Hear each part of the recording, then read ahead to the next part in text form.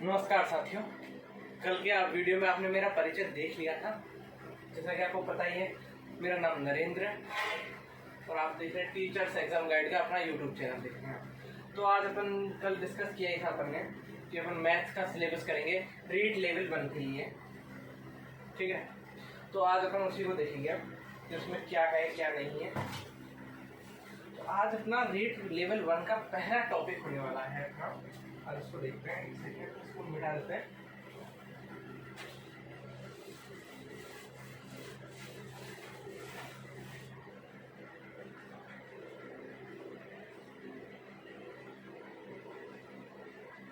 Read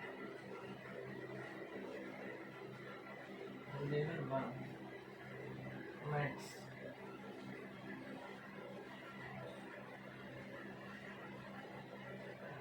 एक 30 questions आने वाले अपने और 30 मार्क्स के रहेंगे।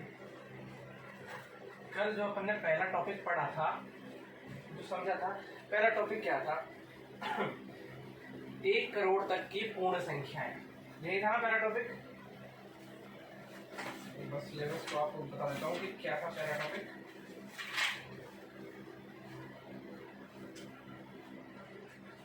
अपना पहला टॉपिक था 1 करोड़ तक की पूर्ण संख्याएं।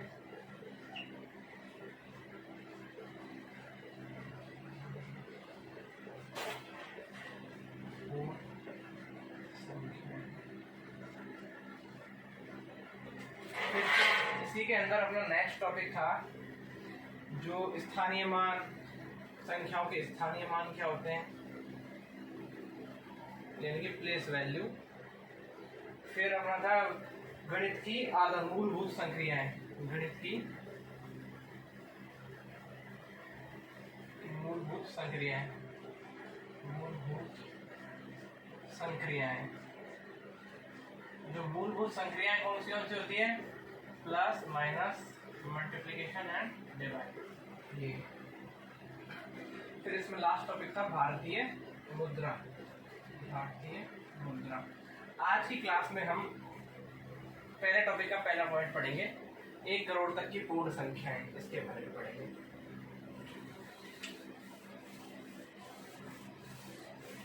और आपने अभी तक कल की सिलेबस वाली क्लास नहीं देखी है, आप इसको पहली बार इसी को देख रहे हैं, तो आप सिलेबस वाली क्लास को एक बार जरूर देखिएगा, जिससे आपको पता चलेगा क्या क्या पढ़ना है क्या नहीं पढ़ना है। ओके,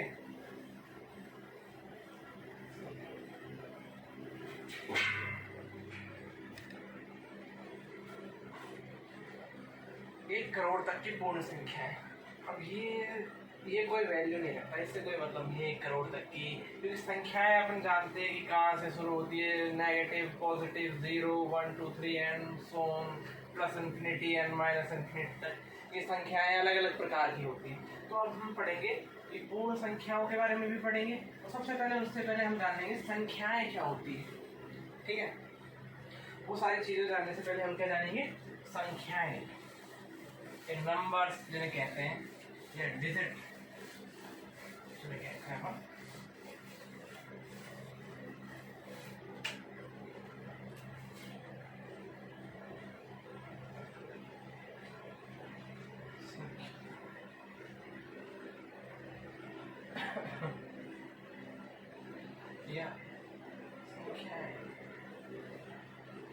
संख्याएं वे गणितीय मान होते हैं जो किसी वस्तु या उसके दर्शाने के लिए काम में लिए जाते हैं।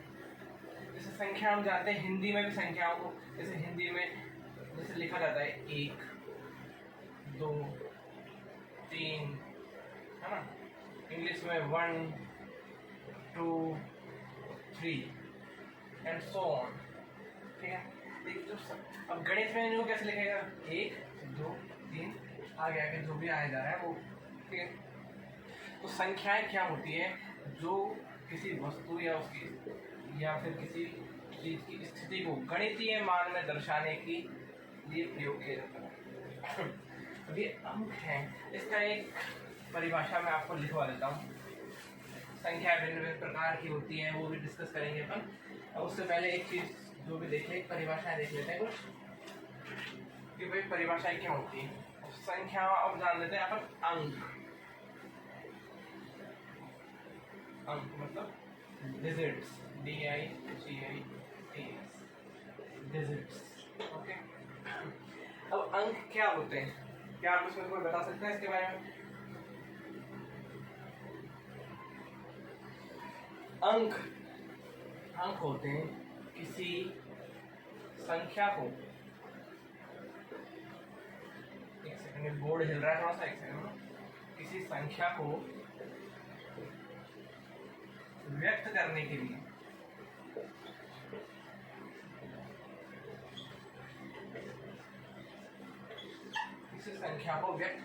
लिए काम में लिए जाने वाले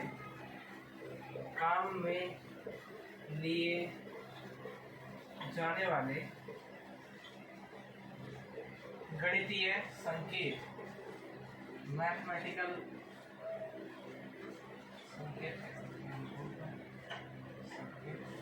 अंक कहलाते हैं। अंक क्या होते हैं? किसी संख्या को व्यक्त करने के लिए काम में लिए जाने वाले गणितीय संकेत अंक कहलाते हैं। जैसे 0, इसको बोल दिया 0, लेकिन इसे व्यक्त करने के लिए गणित में ऐसे व्यक्त करेंगे, ठीक है? 1, ये 2, ये 3, ये 4, ये 5, मतलब जो गणितीय संकेत है वह अंक है। और अंक कितने होते हैं? 0 से 9 तक ही अंक होते हैं, जो गणनाओं के लिए काम में आते हैं। सामान्यतः वह 0 से 9 के मध्य होते हैं, सामान्य गणनाओं में जो काम, ठीक है? अब इसी से हम एक चीज और जानेंगे आप। अब अंक क्या होते हैं? जो संख्याओं में अंकों के मान होते हैं वो 2 प्रकार से होते हैं। ये आपने लिख लिया, एक बार आप इसका स्क्रीनशॉट ले लें, फिर मैं इसको मिटा रहा हूँ। 2 सेकंड दे रहा हूँ आपको मैं, तो 5 सेकंड लो, आप इसको देखिए।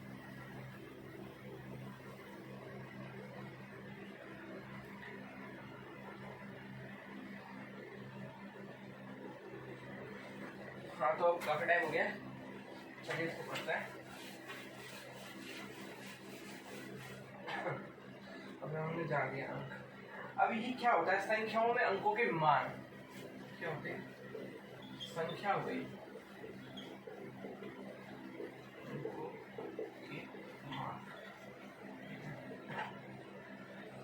वैल्यू हो गई, जो क्या है? Digits, values of digit in numbers. Okay, English में लिख सकते हैं हम इसको।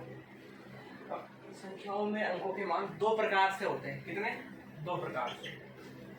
पहला हो गया उसका जातीय मान,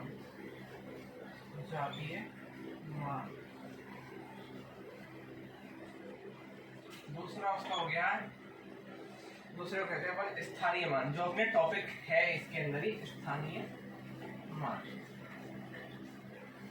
2 प्रकार के मान हो गए। अब इसको इंग्लिश में क्या कहते हैं? Face value. इसको कहते हैं अपने प्लेस वैल्यू।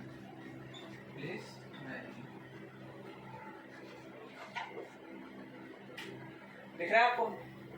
इसको क्या कहते हैं? संख्याओं में अंकों के मान 2 प्रकार से होते हैं। उसके क्या होते हैं? एक तो जातीय मान होता है और एक स्थानीय मान होता है। अब हम देखेंगे जातीय मान क्या होता है और स्थानीय मान क्या होता है। एक सेकंड, इसको हम थोड़ा सा मिटा देते हैं, जगह कम है तो।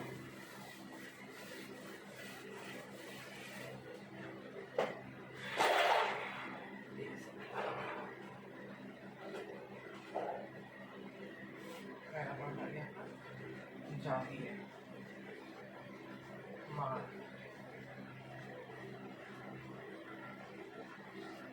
दिख रहा है आपको?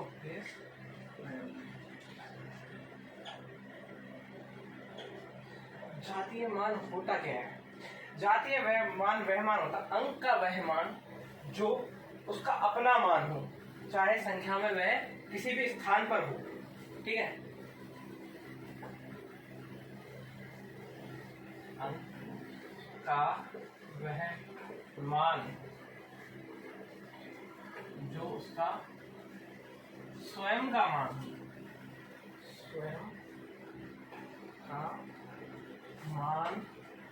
हो, चाहे वह संख्या में किसी भी स्थान पर हो, स्थान पर हो। मतलब स्थानीय जातीय मान में क्या होता है, जातीय मान में स्थान का महत्व नहीं होता है, स्थान का महत्व नहीं होता है। जैसे कोई संख्या दे दी 125, अब पूछ लिया संख्या में 125 में 5 का जातीय मान कितना है, 5 का जातीय मान 5 ही होगा। इसी प्रकार से पूछ लिया 2 का जातीय मान कितना है, तो 2 का जातीय मान 2 ही होगा।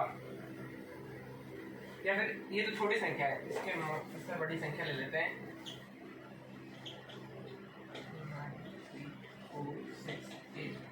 ये मान ली कुछ भी रैंडम एक नंबर है, ये ले लिया अपन ने। अब इस संख्या में कह दे, प्रश्न में वो पूछ ले कि यहाँ पे अपना मान लिया 2 का जातीय मान 2 का जातीय मान कितना होगा, तो 2 का जातीय मान 2 ही होगा। ये है इसका सही उत्तर। तो जातीय मान क्या होता है, अंक का वह मान जो उसका स्वयं का मान हो, चाहे वह संख्या में किसी भी स्थान पर हो। यानी इसमें प्लेस की वैल्यू कोई भी मतलब नहीं रखती है कि वो संख्या कौन से स्थान पर आती है, यहाँ पे होती है या 2 यहाँ पे होता, तो इससे कोई महत्व नहीं है। जातीय मान में उसका फेस देखा जाता है कि वो खुद कहाँ पे है, उसकी स्वयं की वैल्यू देखी जाती है।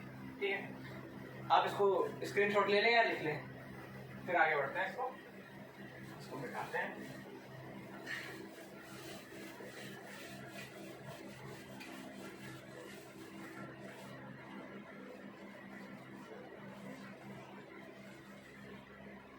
अब जातीय मान के बाद आ जाता है स्थानीय मान।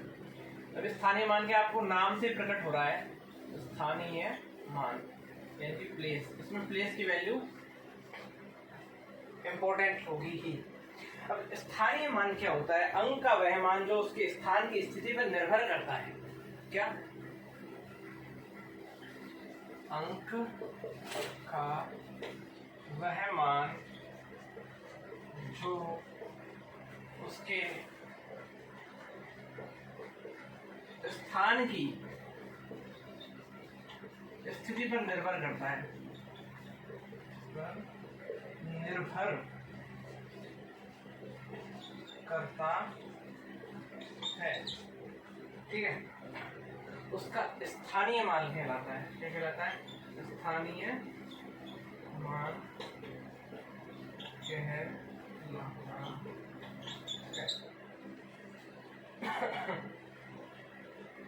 अब इसको अपन एग्जांपल से समझ सकते हैं थोड़ा सा। जैसे कोई संख्या हो गई कि कॉम्प्लिकेटेड बनाते हैं, जैसे कि पहले अपने देखा था वही 125। ठीक है, अब 125 में 5 का स्थानीय मान 5 ही होगा, लेकिन 1 का स्थानीय मान इकाई, दहाई और सैकड़ा, 1 का स्थानीय मान 100 होगा। क्यों, क्योंकि यह अपने दहाई के मतलब ना सैकड़ा के स्थान पे है। जिससे अपन संख्याएं लिखते हैं बचपन में, तो कैसे लिखते हैं, इकाई, पहले इकाई का अंक आता है, फिर दहाई, फिर सैकड़ा, फिर 1000, फिर 10,000, इसी प्रकार से लिखते हैं ना। इसको थोड़ा सा और समझाते हैं आपको। पहले ये मान लीजिए इकाई है ना, ये दहाई, इसमें कॉमन आ जाता है, ये दहाई, ये सैकड़ा, ये 1000 है ना, ये 10, 0, ये 30, या फिर कोई भी वैल्यू आप रख लीजिए, या 111 मान लेते हैं। तो इकाई, दहाई, 1 से 11 हो गया, सैकड़ा 111, 1000, 10,000, इकाई, दहाई, सैकड़ा, 1000, 10,000, ये लाख। इसी प्रकार से ये संख्याएं चलती जाती है। इनमें प्लेस का वैल्यू है, क्या, स्थान का। अगर यही एक इस स्थान पर है तो ये इकाई का अंक है। किसका अंक है, इकाई का अंक। अभी अंक के तो अपन पढ़ रहे हैं, अंक के मान ही तो पढ़ रहे हैं अपन। आपने पहले दिखाया था मैं आपको, तो अंक, इकाई का अंक है ये। फिर ये इसी स्थान पे आ गया, तो एक का ये है, इसकी वैल्यू क्या हो गई, यहाँ पे दहाई के स्थान पर है। इसी प्रकार से यहाँ 100 सैकड़ा हो गया, यहाँ इससे यहाँ तो मान हट जाते हैं। और ये अपना जो प्लेस की वैल्यू है उसका महत्व रखता है, समझे बेटा। तो उसको ये वापस लिख लेता हूँ, आप एक बार स्क्रीनशॉट ले लो। स्थानीय मान कहलाते हैं, है ना। उसके बाद आगे बढ़ते हैं, एक बार ले लो स्क्रीनशॉट।